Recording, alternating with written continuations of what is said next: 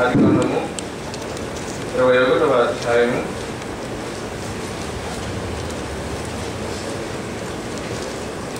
ఆదికాండము 21వ అధ్యాయము 9 నుంచి 21వ వచనం వరకు కలిగినటువంటి ఈ టెక్స్ట్ని మనం ధ్యానం చేస్తాం. ప్రభు ప్రత్యేకించి దినాన మనందరితో వ్యక్తిగతంగా మాట్లాడినట్లుగా మనం ప్రార్థనాపూర్వకమైన హృదయంతో ఆయన మాట్లాడిన స్వీకరిద్దాం. ఈరోజు దేవుడు మనతో మాట్లాడి ఉన్నాడు. మీ హృదయంలో తొంగి చూచు దేవుడు మీ అలజడులను, మీ కలవరలు, మీ నిరాశను, మీ నిస్పృహను, మీలో ఉన్న సమస్తం ఆయన ఎరిగిన వాడు ఉన్నాడు. మీరు ఎన్ని అలజడుల మధ్య ఉన్నా, ఎన్ని కలవరాల మధ్య ఉన్నా ఆయన మాట మనకు ఖచ్చితమైన శాంతినిస్తూ మనకు తెలుసు. శిష్యులందరూ ఆ ధోనిలో వెళ్తూ ఉన్నప్పుడు తుఫాను రేగింది. వారు భయపడి ఆయనకు మొరపెట్టుకున్నారు, అయ్యా నీకు చింత లేదా, మేము నశిస్తున్నానంటే. ఆయన లేచి మాట్లాడాడు. ఏం మాట్లాడాడు? రేగుచున్నటువంటి తుఫాను ఆయన గద్దించి మాట్లాడాడు. ఆయన మాట్లాడగానే అక్కడ నెమ్మది నెలకొంది.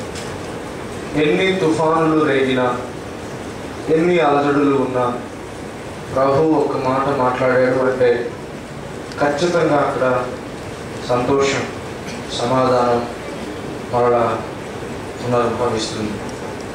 కనుక ఈరోజు దేవుడు అలాంటి తన శక్తి కలిగిన మాటను మన హృదయాలకు చేరవేయాలని ఆశపడుతూ ఉన్నాడు. ఆశ కలిగి ఆసక్తితో ఆయన మాటలు ఆలకిద్దాం. ఈ ఆదికాండము 21వ అధ్యాయము 9 నుంచి 21 వచనాల వరకు మనం ధ్యానం చేస్తాం. ఇందులో మనం గమనించేది ఏంటంటే చాలా ఆసక్తికరమైనటువంటి విషయం. అబ్రహాముని అంటే చాలాసార్లు విన్నాం కాబట్టి కొంచెం మనకు అనిపిస్తుంది ఇది మళ్ళీ మనకు తెలిసిన ఈ టెక్స్ట్లో ఏముంటుందబ్బా అని. ఎన్నిసార్లు మనం ధ్యానం చేసినా ప్రభు మళ్ళా మనకు కొత్త విషయాలేనో తెలియజేస్తూ ఉంటాడు.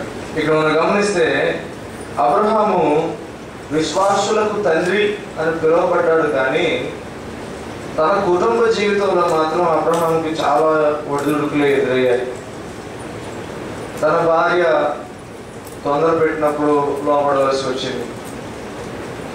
మరలా ఆయన భార్య త్వరపెట్టి తనకు భార్యగా ఇవ్వబడినటువంటి హాగర్ను వెళ్ళగొట్టాల్సి వచ్చింది. చాలాసార్లు మనం ఎలాగ చూస్తామంటే ఏదైనా ఒక సమస్య ఒక కుటుంబంలో వచ్చిందంటే ఈయన విశ్వాసి కదా, ఈమె విశ్వాసి కదా, లేకపోతే ఈయన దైవశాకుడు కదా, మరి ఈయన కుటుంబంలో సమస్యలు ఏంటి రావచ్చునా అంటారు. మరి ఇంత పెద్ద విశ్వాసులకు తండ్రి అబ్రహాము కుటుంబంలోనే ఎన్నో సమస్యలు కదండి. మనకు తెలుసు ఆయన శారాకి చెప్పాడు, అమ్మా నువ్వు విశ్వసించు విశ్వసించు విశ్వసించు విశ్వసించు అని.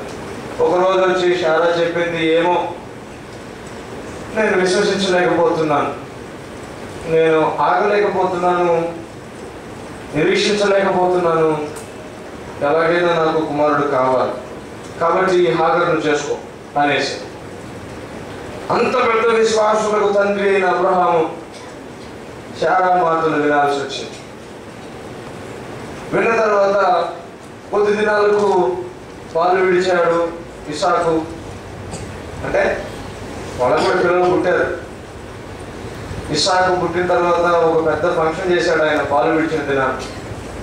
ఇష్మాయేలు చూసి నవ్వాడు అంట. హాగరుకు పుట్టిన అబ్బాయి నవ్వాడు. ఎలా నవ్వాడు అంటే పరిహసించాడని రాయబడి ఉంది దేవుని వాకి. మరి ఎందుకు పరిహసించాడో మనకు తెలియదు, ఏం చూసి పరిహసించాడో మనకు తెలియదు. మామూలుగా ఇసాకు పేరంటేనే నవ్వు అని అర్థం. ఈ నవ్వు కాదు, ఇష్మాయేలు నవ్విన నవ్వు వేరేగా ఉంది, అందుకని అక్కడ పరిహాసం అని రాయబడింది. మనం ఇంగ్లీష్లో చూస్తే మామూలు నవ్వులేమో లాఫ్ అంటాము, ఈ ఇష్మాయేల్ చేసిన మోకింగ్ అంటాం. ఈయన ఎగతాళి చేశాడు, గేలి చేశాడు. దేన్ని చూసి గేలి చేశాడో మనకు తెలియదు. అంటే ఇద్దరు ఒకే తండ్రి పిల్లలు గేలి చేసుకుంటున్నారు, ఒకరంటే ఒకరికి పడదన్నట్టు తేలిపోతుంది మనకు. మరి అబ్రహాం ఏం చేస్తున్నాడు? ఉంటాయండి, ఎంత పెద్ద విశ్వాసికైనా, ఎంత పెద్ద విశ్వాసి కుటుంబంలోనైనా కొన్ని సమస్యలు ఉంటూనే ఉంటాయి. వెంటనే శారా వచ్చింది. ఎవడా నువ్వు నా కొడుకుని చూసి అరుస్తున్నావు, పరిహసిస్తున్నావు అన్న వెంటనే ఆమెను చూస్తే మనకు అప్పుడు భయం వేసి ఉంటుంది. ఎంత కోపం వచ్చిందంటే వెంటనే అబ్రహాం వైపు చూసి, ఏమయ్యా వీడిని అర్జెంటుగా ఇక్కడ నుంచి వెళ్ళగొడతావా లేదా? దీన్ని వాక్యం చెప్పిస్తుంది. అంటే ప్రాచీనమైన భాష ఎప్పుడు అలాగే ఉంటుంది, దీన్ని దీని కుమారుడు అని. మనం కనుక ఎవరినైనా దాన్ని దీన్ని అన్నాం అనుకోండి, ఇప్పుడు వాళ్ళు పట్టపగలే మనకి చుక్కలు చూపిస్తారు. దాన్ని దీన్ని అంటే ఇక్కడ శారా అంటుంది, దీనిని దీని కుమారుడిని వెళ్ళగొట్టును అంటుంది. అబ్రహాం ఏం చేయాలి అప్పుడు? లేదమ్మా, నేను విశ్వాసులకు తండ్రి లాంటి, నేను గొప్పవాడిని, లేకపోతే గొప్పగా చేయాలని దేవుడు నన్ను చేశాడు, నువ్వు కొంచెం నిదానించు, శాంతించు అనాలి కదా. ఆయన మాట పట్టించుకునే మూడ్లో లేదు. వెళ్ళబడతావా లేదా? డామినేట్ చేయడం స్టార్ట్ చేసింది కదండి, ఇది డామినేషన్. బైబిల్ ఏమంటుందంటే అబ్రహాముని నా యజమానుడా అని పిలిచి ఆమె ఆశీర్వాదకరమైనటువంటి ఆశీర్వదించబడిన స్త్రీలలో ఒకటిగా కొనియాడబడిందంటే శారా. మరి ఇక్కడ ఏంటో ఆయన మాట వినట్లేదు, నీకు నేను యజమానురాలు అన్నట్లు ఉంది. అంటే అప్పుడు అలాగే జరిగింది. మంచిది. కొన్నిసార్లు లోబడినట్టే ఉన్న సమయం వస్తే మాత్రం రెచ్చిపోతారు. అలాంటి సంఘటనలు అబ్రహాము కూడా జరిగాయి. ఏం చెప్పింది? దీనిని దీని కుమారుణ్ణి నువ్వు వెళ్ళగొట్టు. అక్కడ ఒక చక్కని మాట రాయబడి ఉంది 21వ అధ్యాయము 10వ వచనంలో, ఈ దాసిని దీని కుమారుడిని వెళ్ళగొట్టుము, ఈ దాసి కుమారుడు నా కుమారుడైన ఇస్సాకుతో వారసుడై ఉండడని అబ్రహాముతో చెప్పెను. అతని కుమారుని బట్టి ఆ మాట అబ్రహామునకు మిక్కిలి దుఃఖము కలుగజేసెను. అబ్రహాము కూడా తప్పులేదు ఈ బాధలు. కుటుంబంలో బాధలు ఉంటాయండి, ఎవరికైనా ఉంటాయి, ఈ బాధలు ఉంటాయి. బాధలు లేకుండా ఒక సామెత కూడా చెప్తారు తెలుగులో, కాళ్ళు తడవకుండా సాగరానైనా ఈదొచ్చు అంట, కానీ కళ్ళు తడవకుండా సంసారాన్ని ఈదలేరంట. కాళ్ళు కూడా తడవకుండా సముద్రాన్ని దాటొచ్చు అంట, కానీ కళ్ళు తడవకుండా మాత్రం సంసారాన్ని దాటలేడు. నిజమే, ఎంత బాగా మనం మేనేజ్ చేసినా ఏదో ఒక సమయంలో ఇవి తప్పు వస్తాయి. మేనేజ్ చేయడం, దాన్ని ఓవర్కమ్ చేయడం అంటే జయించడంలోనే ఉంది తప్ప ఇక రాకుండా చూసుకోవడం అంటే మాత్రం అది అసంభవం. ఈ మధ్యకాలంలో ఎక్కడో చూశాను పేపర్లో, 89 సంవత్సరాల బయలుపడినటువంటి ఇద్దరు దంపతులు, వారు ఒకరినొకరు ఏం కోరుకుంటున్నారంటే, ఒకవేళ మళ్ళీ కనుక జన్మ ఉంటే అంటున్నారా, మనకు లేదు, మనం నమ్మం, అయినా కూడా ఒకవేళ మళ్ళీ జన్మ ఉంటే మేము ఇద్దరం భార్య భర్తలు అయినా పుట్టాలనుకుంటున్నామా అని అన్నారు. అలాగా అన్నారో నాకు తెలియలేదు. అంటే మళ్ళీ నిన్న మాది పెళ్లి రోజు, మా పెళ్ళి అయ్యేప్పటికి 4 సంవత్సరాలు పూర్తి, 5వ సంవత్సరంలో ఎంటర్ అయ్యాను. అయితే నిన్న నేను మా మిసెస్ కూర్చొని మాట్లాడుకుంటాం, మళ్ళీ ఒకవేళ 2009 జూన్ 29 కనుక వస్తే, అమ్మో ఇంకేముంది వెళ్ళిపోరు ఇక్కడ నుంచి అన్నాను నేను. ఆమెకి చాలా కోపం వచ్చింది. అంటే ఈ 4 ఏళ్ళు నటన చేస్తున్నావా నువ్వు, ఈ 4 ఏళ్ళు అంత కష్టం అనుభవించావా? ఏవో ఉంటాయండి, ఖచ్చితంగా రకరకాల సమస్యలు వస్తూ ఉంటాయి.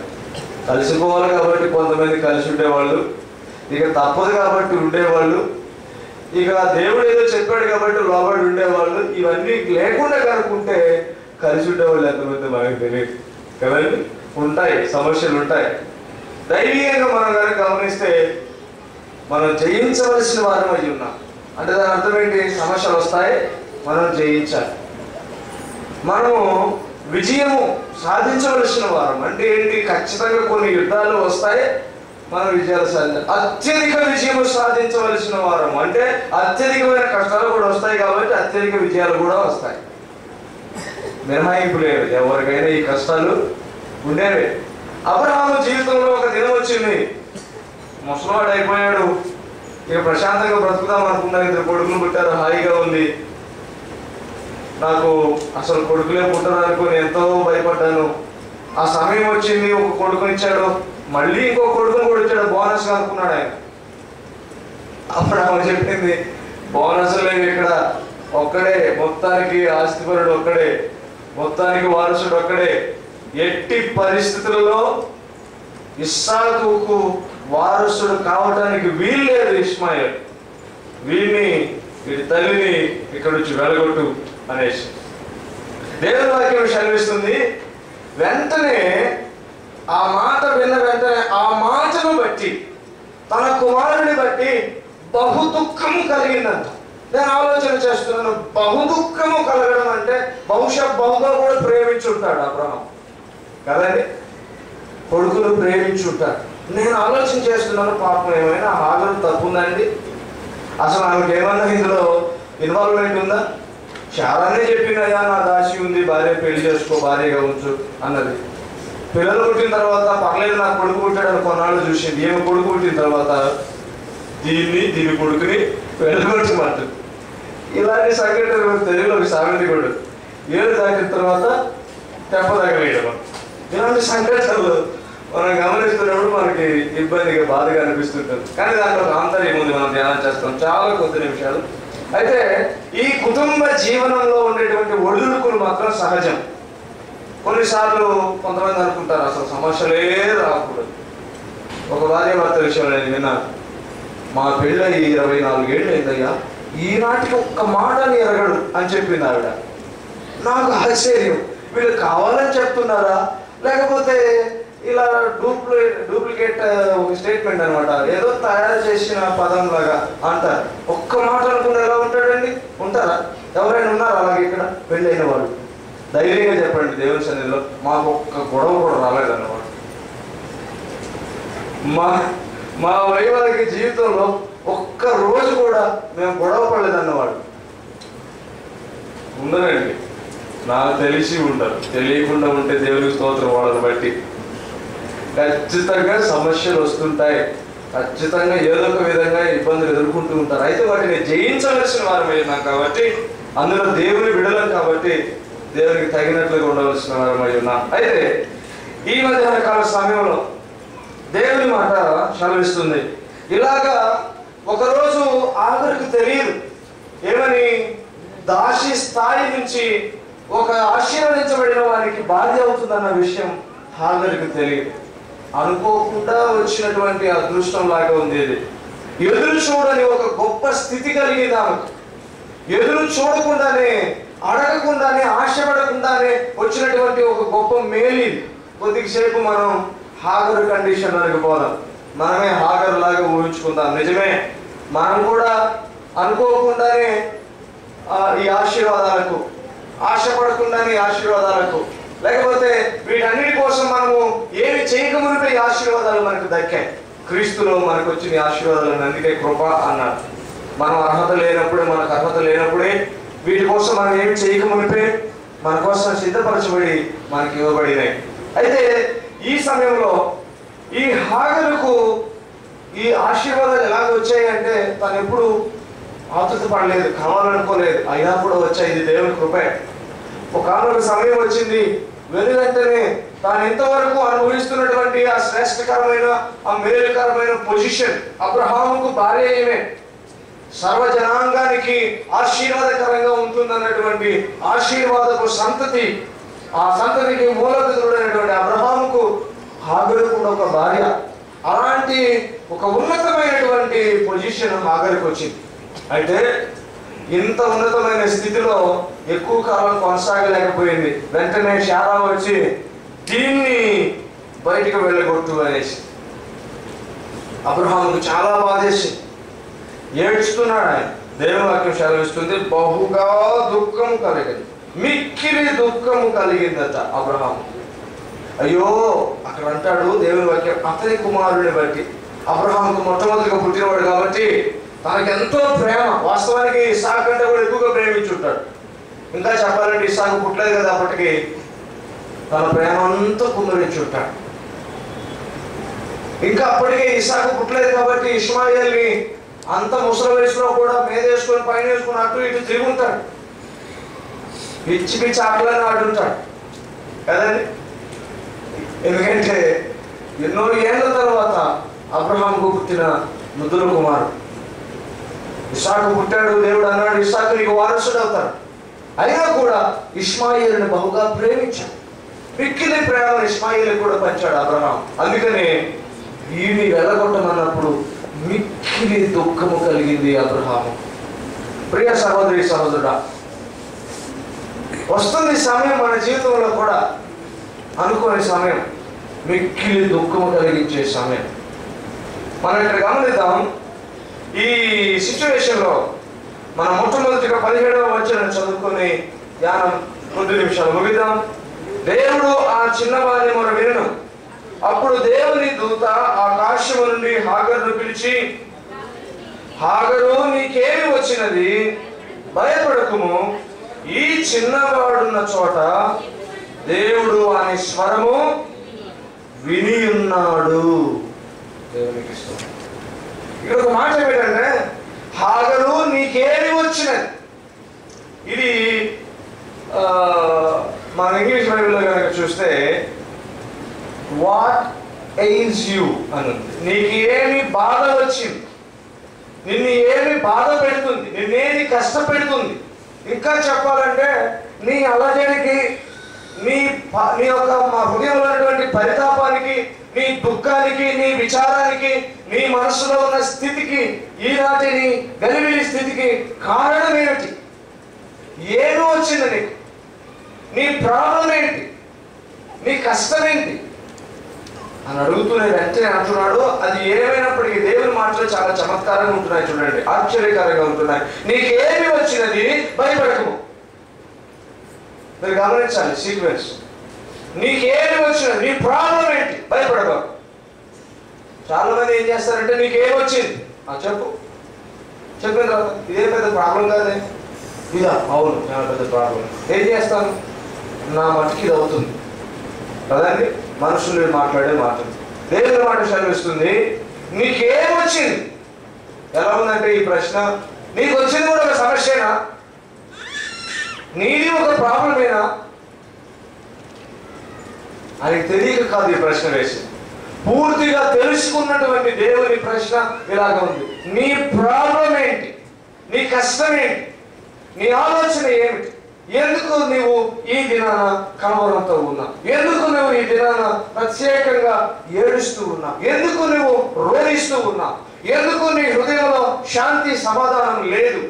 ఎందుకు నువ్వు ఇంకా ఏదో ఆలోచనలు ముసిరి నీకేదో నేనేదో సమస్యను నెట్టివేసినట్లు భావిస్తూ ఉన్నా? ఎందుకు నీవు ఇంకా ఎగిరి పడుతూ ఉన్నా? నీవెందుకు ఇంకా తత్తరపడుతూ ఉన్నా? నీవెందుకు ఇంకా అదిరిపడుతూ ఉన్నా? నీవెందుకు శాంతి సమాధానంతో లేవు? ఎందుకు నీవు ఇంకా ఏదేదో ఆలోచిస్తూ ఉన్నా? దేవుని మాట్లాడుతుంది. అన్ని అడిగిన తర్వాత భయపడకు. కారణం ఏంటంటే ఆయనకు ముందే తెలుసు. ఎవరంటారండి భయపడబాకని? తెలుసుకున్న వాళ్ళే అంటారు. దాని యొక్క అంతమేంటో తెలుసుకున్న వాళ్ళు, దాని గురించి పూర్తిగా ఎరిగిన వారు, నాకు తెలుసు నీ సమస్య ఏంటో, భయపడదు. నీకున్న కష్టం ఏంటో నాకు తెలుసు, భయపడదు. ఎందుకో తెలుసా? దేవుని వాక్యం అంటుంది, ఈ చిన్నవాడున్న చోట దేవుడు వాని స్వరము విని ఉన్నాడు. ఇప్పుడేంటంటే అసలు ఇక్కడ ఒక భయంకరమైనటువంటి తిరస్కారానికి లోనైంది. ఎందుకు ఈ బాధ? ఎందుకు ఈ కష్టం ఎందుకు వచ్చింది? తిరస్కారానికి లోనైంది. దీన్ని వెళ్ళగొట్టు, నా ముఖం నుంచి దీన్ని దూరంగా తీసుకెళ్ళి, దీన్ని చూడాలనుకోవట్లేదు నేను. ఒక యజమానురాలు అప్పటి వరకు ఆమె కూడా ఏం చేసింది? తన అవసరాన్ని బట్టి హాగర్ని పిలిచింది. ఒక చోట హాగర్ గురించి రాయబడింది, తనకు కుమారుడు కలిగిన తర్వాత నన్ను చిన్న చూపు చూస్తుంది అని అన్నది. మనకు తెలియదు ఎలా చూసింది. ఈమెకి పిల్లలు లేరు అనుకుందేమో, చెప్పిందేమో, లేకపోతే అబ్రహాముకు కొంచెం సన్నిహితమైందేమో కదండి. మనం దేవుని వాక్యంలో చూస్తాం, పిల్లలు కలిగిన వాళ్ళని కొంతమంది మనం బయట కూడా చూస్తాం. పిల్లలు పుట్టకపోతే ఎవరినైనా పెళ్లి చేసుకున్నారు అనుకోండి, ఎవరికి పిల్లలు పుడతారు వాళ్ళని కొంచెం ఎక్కువగా ప్రేమగా చూసే వాళ్ళని చూస్తున్నాను. అలాగే బహుశా అనుకుంటున్నాను, అబ్రహాం కూడా హాగర్ వాళ్ళ పిల్లలు పుట్టినప్పుడు హాగర్ని ప్రేమతో చూస్తుంటాడేమో, నాకు ఒక కుమారుని ఇచ్చినటువంటిది అని. వెంటనే శారాకి జలస్ చేసి దీన్ని వెళ్ళగొట్టేసి తిరస్కారానికి లోనైనప్పుడు, లేకపోతే ఒక భయంకరమైన ఒక కఠినమైనటువంటి తిరస్కారానికి లోనై కారణం కూడా ఉందండి. ఈ ఇష్మాయేలు ఇస్సాకును చూసి పరిహసించాడు, ఎగతాళి చేశాడు. ఎగతాళి చేశాడు కదా అని నువ్వు దెబ్బకొట్టు ఊరుకోవచ్చు కదండి. ఏంట్రా నవ్వుతున్నావు, పరిహసిస్తున్నావు అని దెబ్బకొట్టు ఊరుకోవచ్చు కదా. కానీ ఎంత పరిహసించాడో ఏమో మనకు తెలియదు. ఆమెకు అంత కోపం వచ్చింది, ఇక్కడ ఉండడానికి వీలు లేదు, దీని కుమారుడు నా ముందు ఉండడానికి వీలు, వెళ్ళగొట్టండి ఇక్కడ నుంచి పంపించేసేయండి. దేవుని వాక్యం సెలవిస్తుంది, ఇక్కడ ఒక కారణం ఉంది. అదేమిటంటే ఇది దేవుని యొక్క ప్రణాళికలో ఒక భాగం కూడా అయ్యింది. ఎందుకు ఇంత తిరస్కారము, ఎందుకు ఈ విధమైనటువంటి పరిస్థితులు వచ్చాయి, ఎందుకు ఈ విధమైనటువంటి స్థితిగతులు అక్కడ అమ్ముకున్నాయి? ఇక్కడ ఎలా ఉందంటే ఎంత ఏడిస్తే అంత ఏడుపు, ఎంత నవ్వితే అంత ఏడుపు ఏడవాలని తెలుగులో ఒక ఫిలాసఫీ కూడా. ఒకరు బాగా నవ్వారనుకోండి అంటారు, ఈరోజు ఎందుకో ఇంత నవ్వుతున్నాను, ఏం ఏడుపు ఏడవాల్సి వస్తుందా అంటారు. లేదా కొంచెం ఇక్కడ సపోర్ట్ ఇచ్చినట్టే ఉంది, అది పూర్తిగా నిజమే కాదు. కానీ పరిహసించి నవ్వాడు ఇష్మాయేల్. సమయం వచ్చింది దీన్ని వెళ్ళగొట్టమనంటే హాగరు తన కుమారుని తీసుకుని అడవులకు వెళ్లాల్సి వచ్చింది. ఇక్కడ ఒక రియాలిటీ ఏంటంటే, ఒక వాస్తవ స్థితికి ఎందుకు ఈ విధంగా వచ్చింది పరిస్థితి అని అంటే, ఈ దుఃఖము ముఖ్యంగా అబ్రహాముకు చాలా దుఃఖం కలిగింది, మిక్కిలి దుఃఖము కలిగింది, మిక్కిలి బాధ కలిగింది. ఈ బాధ కలగడానికి కూడా రీజన్ ఏంటంటే, ఇది దేవుని ప్లాన్ అయి ఉంది, దేవుని యొక్క ప్రణాళిక అయి ఉన్నది. ఏమిటది? ఇస్సాకును పరిపూర్ణ స్థాయిలో వాగ్దాన పుత్రునిగా, వాగ్దాన సంతతిగా ఆయన చేయాలి. ఇష్మాయేలు కోసం ఒక డిఫరెంట్ ప్లాన్ ఉంది. ఇంకా చెప్పాలి అంటే ఎవరి కోసం లేకపోతే అందరి కోసం ఒకే ఒక ప్లాన్ ఆయన దగ్గర లేదు. అంటే సమిష్టిగా పనిచేసే ఒక ప్లాన్ కోసం మనం అందరం కష్టపడతాం. కానీ ఇక్కడున్న ఒక్కొక్కరి పట్ల ఒక్కొక్క ప్రత్యేకమైనటువంటి పథకం కూడా దేవుడి యొద్ద ఉన్నది. అబ్రహాము చెప్పాడు దేవుడు, నిన్ను గొప్ప జనాంగంగా చేస్తా, నీ సంతతి ద్వారా భూమి మీద ఉన్న సమస్త దేవుడు ఆశీర్వదించబడినట్లుగా నేను చేస్తాను. ఎవరు నీ సంతతిగా ఎంచబడతారు? శారా యందు పుట్టిన నీ కుమారుడే నీకు సంతతి అయి ఉంటాడు. నేను హాగర్ నందు పుట్టినటువంటి ఇష్మాయేలు ఒక ప్రత్యేకమైన జనాంగంగా చేస్తాను, కానీ ఇస్సాకులో పాలు లేకుండా చేస్తాను. ఎందుకంటే నీ కుమారుడు ఇస్సాకు నేను వాగ్దానం చేస్తున్నాను. వాగ్దానము లేకపోతే నా ప్రమాణము అది స్వచ్ఛమైనదై, అది నిరూపకమైనదై, రుజువుతో కూడినటువంటిదై, అనేక మంది దృష్టిలో విలువైనదిగా ఉండాలి అని అంటే ఇక్కడ అది వేరుపడాలి. ఇంకా చెప్పాలి అని అంటే దేవుని వాగ్దానములకు లేకపోతే దేవుని యొక్క విశ్వసనీయతకు ఎందరైతే పాత్రులు అవుతారో వారు కొన్నిటితో ఖచ్చితమైనటువంటి తెగదెంపును చేసుకోవాలి. అది కష్టమైన, విడిచిపెట్టడానికి బాధ కలిగిన, దానితో మనం అనేక రకాలుగా అనుబంధాన్ని అనురాగాన్ని ఏర్పరచుకున్న దేవుని వాక్యం సెలవిస్తుంది, నా ఆశీర్వాదం పరిపూర్ణమైన స్థాయిలో నీ మీదకు రావాలి అని అంటే నీవు కొన్ని విషయాల్లో తెగదెంపులు చేసుకోవాల్సి ఉన్నాయి, కొన్నిటిని తెలుసుకోవాల్సిన విషయం ఉన్నది, కొన్నిటిని విడిచిపెట్టాల్సిన విషయం ఉన్నది. దేవుని వాక్యం సెలవిస్తుంది, ఇదిగో నీవు పరిపూర్ణమైన స్థాయిలో నా ఆశీర్వాదాలు అనుభవిస్తావు. కానీ ఒకటి, నీ దాసి ఆయన ఆగరు కుమారుని నీ భార్య అయినటువంటి శారా చెప్పినట్టుగా చెయ్యి. దేవుని వాక్యం కూడా అదే మాట, నువ్వు చెయ్యి. కారణం ఏంటో తెలుసా? ఇది దేవుని ప్రణాళిక, నా ప్రణాళికలో ఒక భాగమైనది. ఇంకా చెప్పాలి అంటే సూటిగా, ఈరోజు మనం ఒకవేళ కష్టాన్ని, ఈరోజు ఒక వేదనను, దుఃఖాన్ని మనం అనుభవిస్తున్నామంటే ఒకవేళ దాని పట్ల దేవునికి ఒక ఖచ్చితమైనటువంటి పథకము, ఖచ్చితమైనటువంటి ప్రణాళిక ఉన్నది అని నేను గ్రహించాను. అబ్రహాముకు మిక్కిలి దుఃఖము కలిగింది. ఆ మిక్కిలి దుఃఖానికి దేవుని యొక్క ఒక ఖచ్చితమైన కారణం ఉన్నది. హల్లెలూయా, హల్లెలూయా. దేవుని వాక్యం సెలవిస్తుంది, నీవు వీడిని వెళ్ళగొట్టాల్సింది. ఎందుకంటే నాకు ఒక డిఫరెంట్ ప్లాన్ ఉంది. ఇష్మాయిల్ పట్ల, ఇస్సాకు పట్ల వేరే ప్లాన్ ఉంది. ఒక విషయం మనం గమనిద్దాం. ఇక్కడ గమనిస్తే ఈ 15వ వచనంలో ఆ తిత్తిలోని నీళ్లు అయిపోయిన తర్వాత ఆమె ఒక పొద క్రింద ఆ చిన్నవాడిని పడవేసి, ఈ హాగరుకు విపరీతమైనటువంటి బాధ.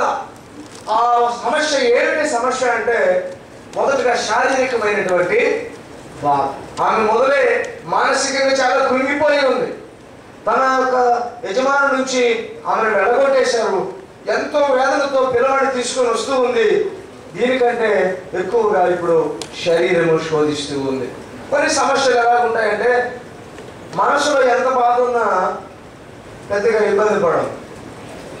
శారీరకంగా వచ్చేటువంటి సమస్యలు అనే శారీరమైనటువంటివి తొందరగా మనిషిని పడగొట్టడానికి అవకాశాలు ఉన్నాయి. మనం గమనిస్తే యేసుక్రీస్తు ప్రభువు వారు ఉపవాసం ఉండి ప్రార్థిస్తున్నప్పుడు మొట్టమొదటిగా సాతానుడు వచ్చి అంటాడు, నువ్వు బాగా ఆకలిగా ఉన్నావు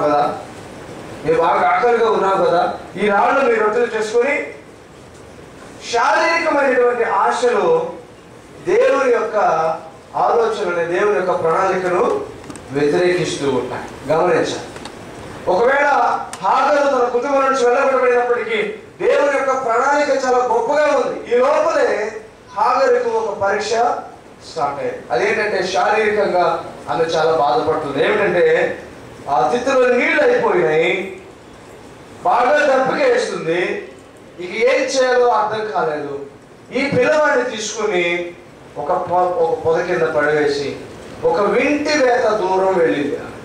వింటి వేత మనకి బైబిల్లో చూస్తే బ్లో షాట్ అని ఉంది.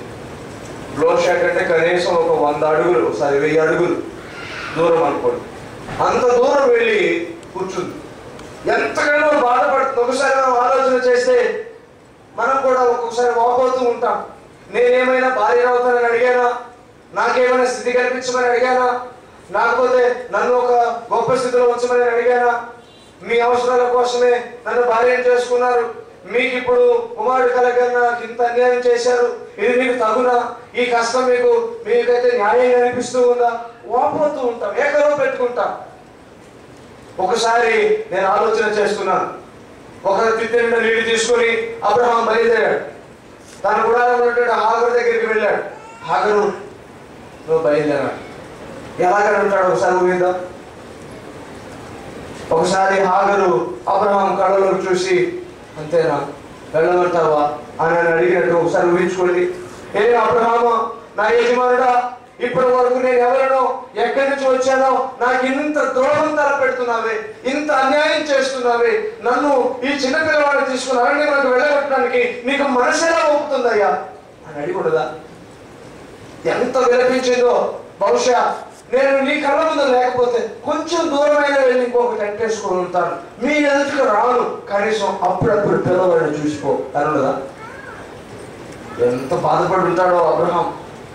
ఇంకొకటి కూడా చెప్తానండి, హాగరుకు అబ్రహాం మీద చాలా భక్తి ఉంది, చాలా ప్రేమ కూడా ఉంది. ఎందుకంటే హాగరు గమనిస్తూ ఉంది, అబ్రహాముని దృష్టిస్తూ ఉంది. అబ్రహాం యొక్క జీవితము హాగరుకు తెలుసు.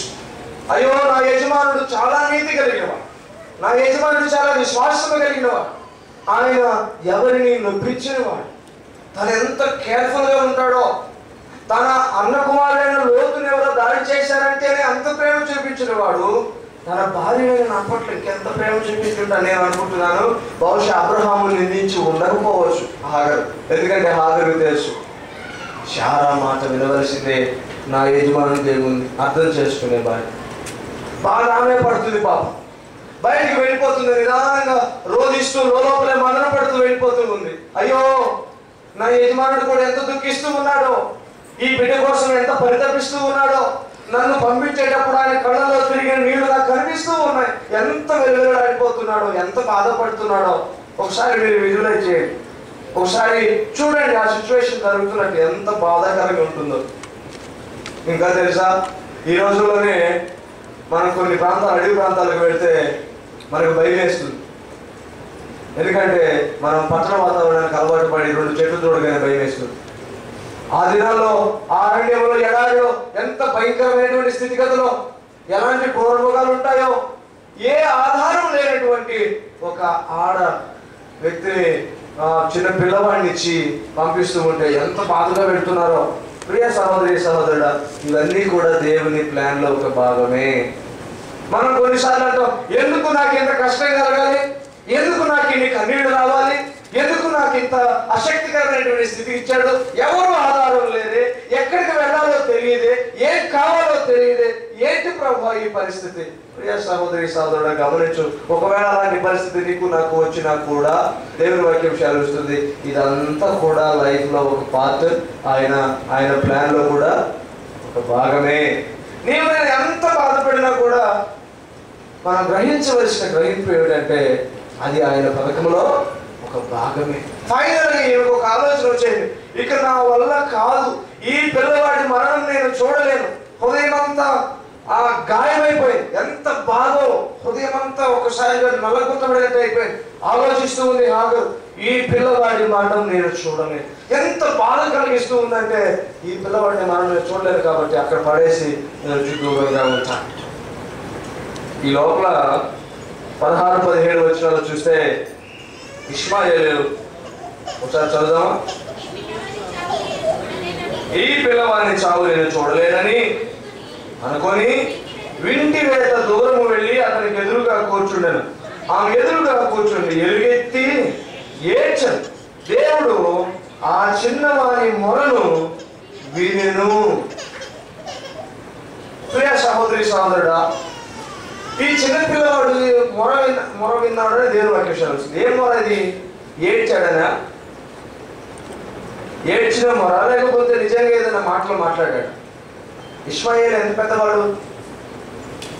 అప్పటికే పెద్దవాడు ఇష్మాయేల్. ఎంత పెద్దవాడు? ఏమిటి? అబ్రహాముకు 75 సంవత్సరాలు అంటే ఇష్మాయేల్ పుట్టినప్పుడు, అబ్రహాముకు 100 ఏళ్ళు అయినాయి ఇస్సాకు పుట్టినప్పుడు. మళ్ళీ పాలు విడిచాడు అంటే ఇంకెన్ని సంవత్సరాలు? 2-3 సంవత్సరాలు కనీసం. అంటే అప్పటికే ఇస్మాయిల్కి ఎన్ని సంవత్సరాలు? 27 ఉంటాయి. చిన్నపిల్లవాడు అంటే నిజమేనండి. అప్పుడు 100 సంవత్సరాలు పైబడి బతికేవాడు కాబట్టి 25 అనేది చిన్నపిల్లవాడు వయసు. కానీ ఏ విధమైనటువంటి స్వతసిద్ధంగా తన మీద తన ఆధారపడేటువంటి ఆ శక్తి ఇంకా రాలేదేమో బహుశా. తన కోసం తాను ఏం చేసుకోలేని అశక్తతలో ఉన్నాడేమో బహుశా. అందుకనే ఆ చిన్నపిల్లవాడని రాయబడి. అంటే ఇంకా చెప్పాలంటే అంతగా నిస్సహాయ స్థితిలో పడిపోయేటువంటి, బలహీన స్థితిలో ఉన్నటువంటి పిల్లవాడిగా అక్కడ ఉన్నాడు.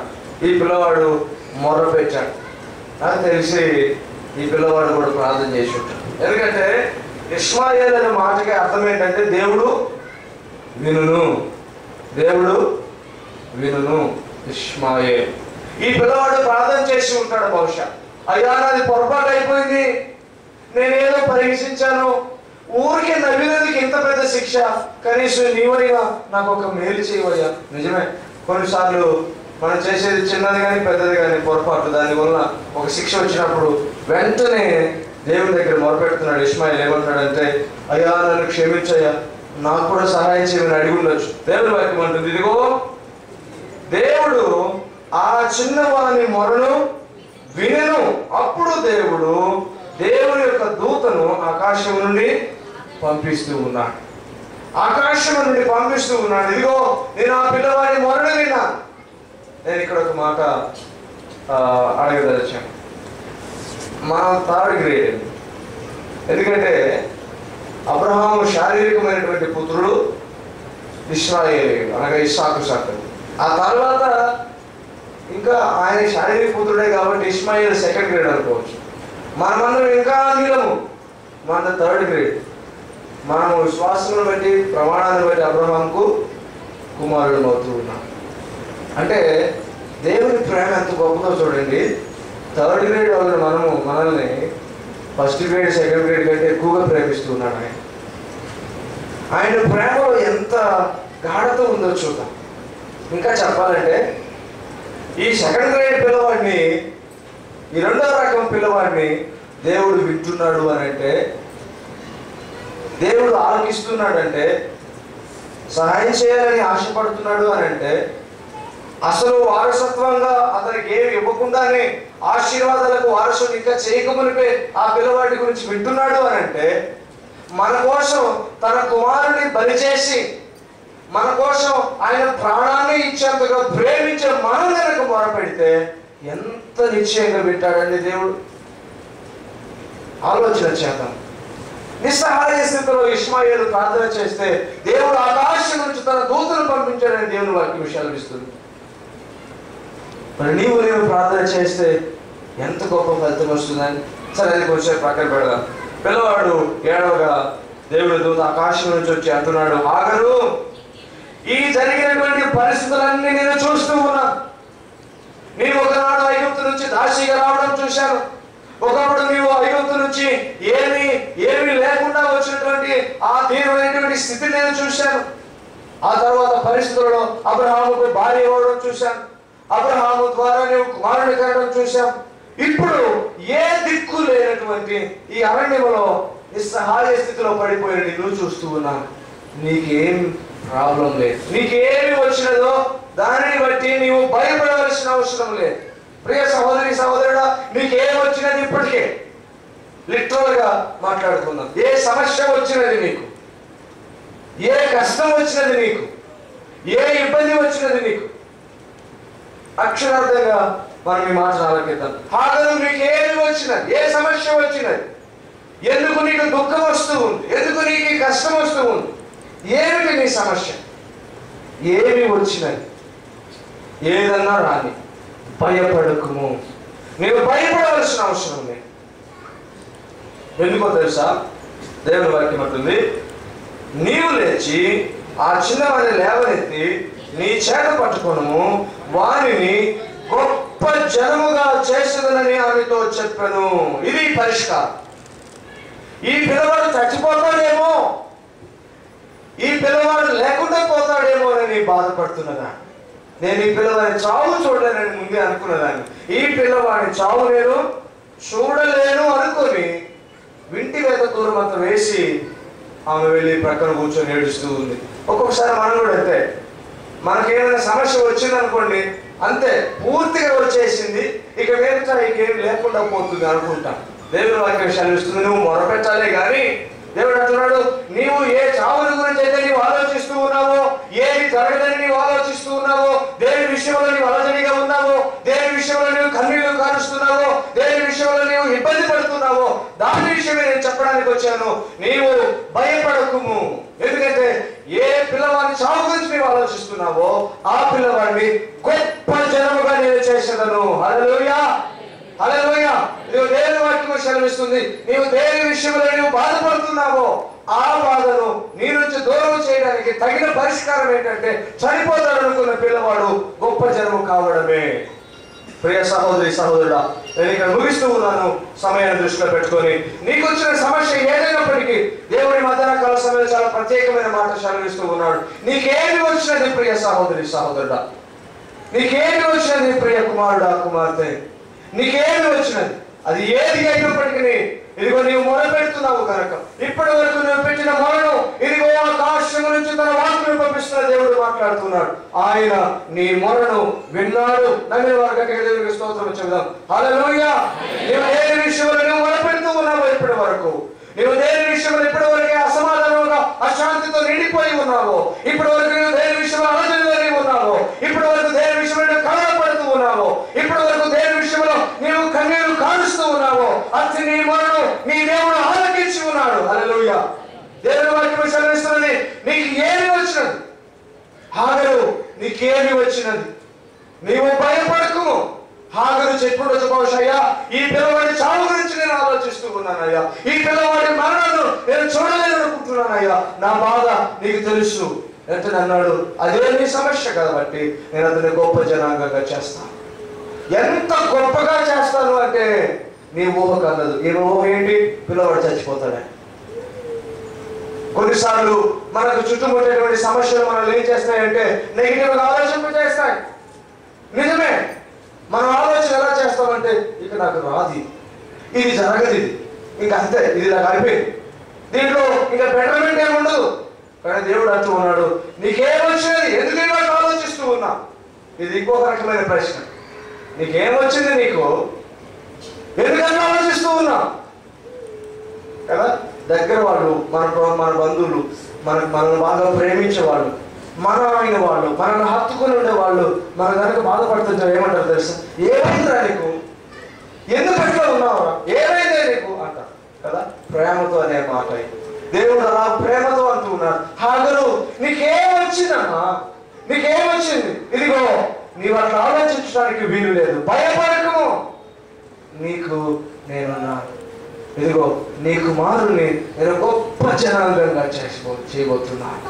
ప్రియ సహోదరి సహోదరుడా, ఒక్క నిమిషం మనం మనసులో మనకేమున్నదో, మన మనసులో మన హృదయంలో ఏం బాధ ఉన్నదో, ఏ విషయంలో మనం బాధపడుతున్నామో, ఏ విషయంలో ఇంకా ఆలోచన చేస్తూ ఉన్నామో, ఏ విషయంలో హాగరు వలె దుఃఖిస్తూ ఉన్నామో, శారీరకంగా కలిగినటువంటి సమస్యలే కానీ, మానసికంగా కలిగిన స్థితులే కానీ, ఇదిగో భవిష్యత్తు పట్ల కలిగినటువంటి ఆలోచనే కానీ, 3 సమస్యలు ప్రాథమికంగా మనల్ని బాధ పెడుతూ ఉంటాయి.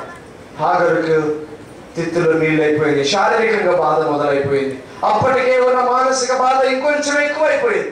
అయ్యో నా యజమానుడిని వెలగొట్టేశాడు, లేకపోతే యజమానుడు ఇంకా బాధపడుతుంటాడేమో, నా అన్నటువంటి వారు వేదన పడుతుంటారేమో, నేను కూడా దిక్కులేనిదాన్ని అయిపోయానని హృదయంలో కలిగినటువంటి వేదన. నా కుమారుడి పరిస్థితి ఏమవునో, వారి భవిష్యత్తు ఏమవునో, నా కుటుంబ పరిస్థితి ఏమవునో, నా బిడ్డల భవిష్యత్తు ఏమవునో ఆలోచిస్తున్నటువంటి దేవుని దాసులకు దేవుడు సెలవిస్తూ ఉన్నాడు, ఇదిగో నీ శారీరకమైన సమస్య విషయంలో భయపడవలసిన అవసరం లేదు. ఇదిగో నీ హృదయం పగిలిపోయి, నీ హృదయం విరిగిపోయి, నీ హృదయం నలిగిపోయిన స్థితిలో ఉన్నా కూడా నీవు బాధపడవలసిన అవసరం లేదు. నా కుమారునికి ఏమవుతుందని, నీవు నా బిడ్డలకు ఏమవుతుందోనని, నా పరిస్థితులు ఏమవుతాయోనని, నాకు సంబంధించినవి ఏమైపోతాయోనని అనుకుంటున్నావేమో, వాటిని గొప్ప చేస్తాను. హల్లెలూయా. అంత మాత్రమే కాదు, ఇదిగో నీవు కన్నులెత్తి చూడు, నీవు చూస్తున్నటువంటి ఆ స్థలములో నీళ్లు సిద్ధంగా ఉన్నాయి. నేను అనుకుంటున్నాను అప్పటి వరకు కూడా అవి అక్కడే ఉన్నాయి, కానీ వేదన చుట్టుముట్టినప్పుడు, బాధ చుట్టుముట్టినప్పుడు, సమస్యలు చుట్టుముట్టినప్పుడు పరిష్కారాలు కళ్ళకు కనిపించవు.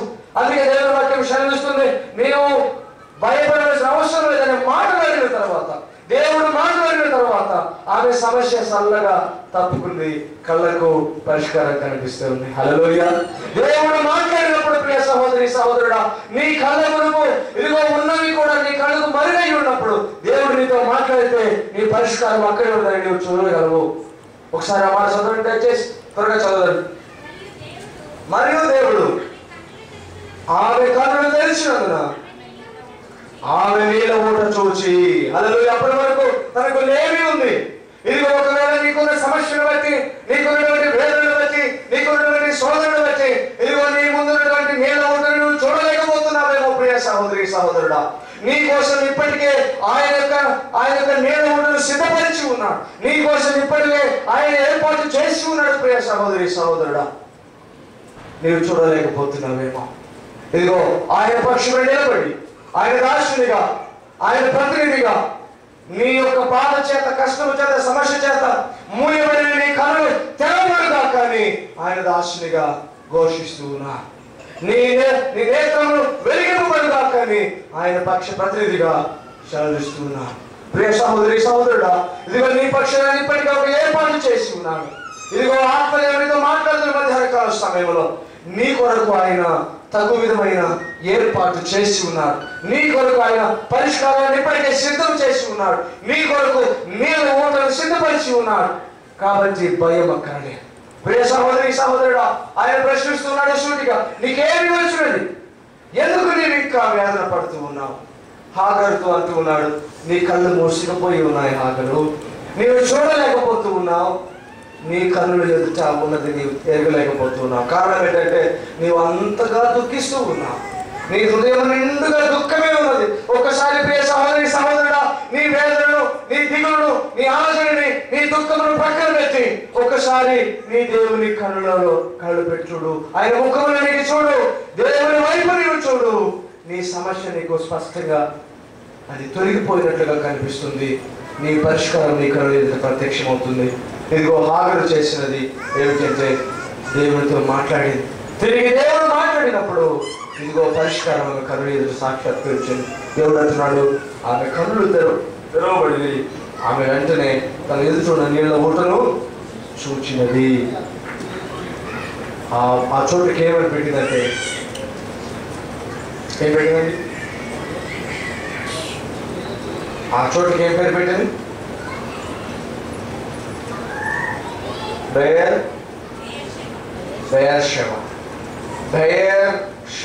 షెబ అంటే ప్రమాణం, బేర్ అంటే బాల్, ప్రమాణం చేసినటువంటి చోటు. దేవుడు ప్రమాణం చేస్తూ ఉన్నాడు, నిన్ను గొప్ప చేసేదను, నీ కుమారుని గొప్ప చేసేదను, ఒక గొప్ప జనాంగముగా చేసేదను. ప్రియ సహోదరి సహోదరుడా, దేవుడిచ్చే ముగింపు ఎప్పుడు గొప్పగానే ఉంటుంది. హల్లెలూయా. నీ జీవితంలో, నా జీవితంలో మనం దేని గురించి అప్రహించిన అవసరం లేదండి. ఇదేదో మాటి మాటికి ప్రోత్సహించాలి కాబట్టి, ధైర్యం చెప్పాలి కాబట్టి చెప్పే మాట కాదని దేవుని వాక్యం సెలవిస్తుంది. నా స్థితి, కడపటి స్థితి ఎప్పుడు గొప్పగానే ఉండడం దేవుని ఆశ, అది ఆయన ప్రమాణం కూడా. దేవుని పక్ష ప్రతినిధిగా ఇక్కడ చేరిన ప్రతి ఒక్కరికి ఈ మాట వర్తించుగాకని నేను నిజంగా నమ్ముతూ ఉన్నాను. మీ కుటుంబాల్లో, మీ జీవితాల్లో ఉన్న ప్రతి అలజడి, ప్రతి ఇబ్బంది, ప్రతి కలవరము నీ దేవుడు ఈ దినాన్ని చూసి ఉన్నాడు. దానికి కావలసిన తగిన పరిష్కారం ఆయన ఏర్పాటు చేసి ఉన్నాడు. ఇదిగో నిన్ను, నీ కుటుంబాన్ని, నీ బిడ్డలను ఆయన గొప్ప చేయను గాక. దేవుని వాక్యం సెలవిస్తూ ఉంది, నీవు భయపడవలసిన అవసరం లేదు. నీకేమి వచ్చినా కూడా భయపడవలసిన అవసరం లేదు. ప్రభు ఈ మాటలు దీవించును గాక. ఈ మాటల చేత మనం అందరం ఆదరించబడి అనేకులను ఆదరించుదుము గాక. ఆశీర్వాదకరంగా మనం అందరము మారి అనేకులను ఆశీర్వాదంలోనికి నడిపించుదాము గాక. ప్రార్థన చేసుకుందాం.